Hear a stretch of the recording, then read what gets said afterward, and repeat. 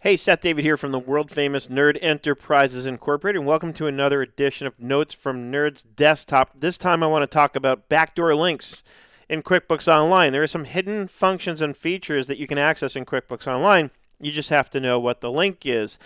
Some of these actually come from the accountant's tools, but I figured out that if you go into a company where you don't have the accountant portal, or in my case, sometimes clients add me as a regular user, not as an accountant, so I don't have access to the accountant tools when I'm logged into their company, which is what you're actually seeing on my screen right now. And I wanted to pick a company like that on purpose so you could see that these links work. Well, when you figure out the generic URL to some of these accountant tools, what I discovered is that a lot of the things work even if you're not logged as an accountant user. And I'll show you what I'm talking about.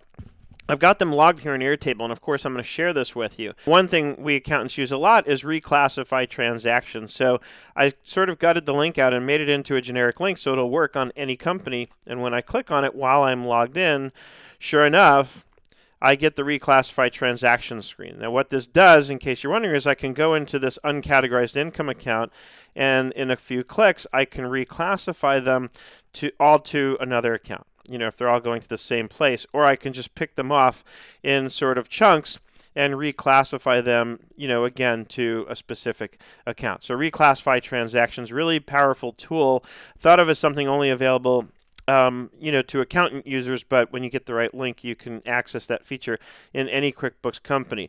Purge company only works if the company is less than 60 days old, but it's a way that you can purge all of the data in a company. In this case, it's telling me I don't have rights because I'm not an admin user, so you probably need to be the admin or master admin. Manage billable expenses is one of the ones that's definitely hidden. There's no access to this in any of the navigation in QuickBooks Online.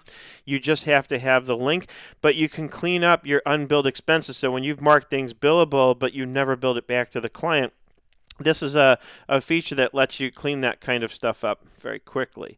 Over here, I've got write-off invoices, again, normally only accessible by accountants, but if you use this link, even when you're not an accountant, you'll have access to this feature. You'll notice the interface for this one is from like the original version of QuickBooks Online. So it's a bit old school, but it works. This one only works in Internet Explorer, so I'm not going to demonstrate it for you here, but it will let you export your QuickBooks Online company to QuickBooks Desktop. This one, you have to have a recent payroll run, and it only works, of course, if you're using Intuit Payroll Services, but it will get you access to some reports that you otherwise can't access in the normal reports area related to the most recent payroll that you've run. This is one of my favorites, the reporting tools. So if I click on this one, you can set up reporting defaults. Again, if you don't have the accountant edition, there's no way to access this, but using the link I'm providing, you can. So normally your reports are set by default to run for like this month or last month, something like that. And it drives me crazy, so I almost always change that default to this year to date, right? So you can see that it's all set up this way. Very easy to access once you have these links. And then what I've begun to do is I've added other generic links that aren't hidden. They're not sort of backdoor links per se, but just a link that takes me directly into the banking area. You can do this a lot with QuickBooks Online. You'll notice when you're in a company that there's going to be a client number in the URL. So generally speaking, if you pull that client number out, then that link will work on any company. And of course, when you're logged into that company, using the link without the client number will redirect as it did here. Notice it stuck the client number in there because it saw that I was logged into a company, but it still works, bottom line. Right? And so that's how you can start gutting out your own links and start creating your own bookmarks for easy access to the things you do most often. If you want to, first of all, if you have any links like this, because I'm sure there's more out there, please send it to me. I'll include it in this resource. And you can also go into our Between Wall and Main Facebook group right here. And again, this link is going to be provided, so check the description of the video and I'll share it with you.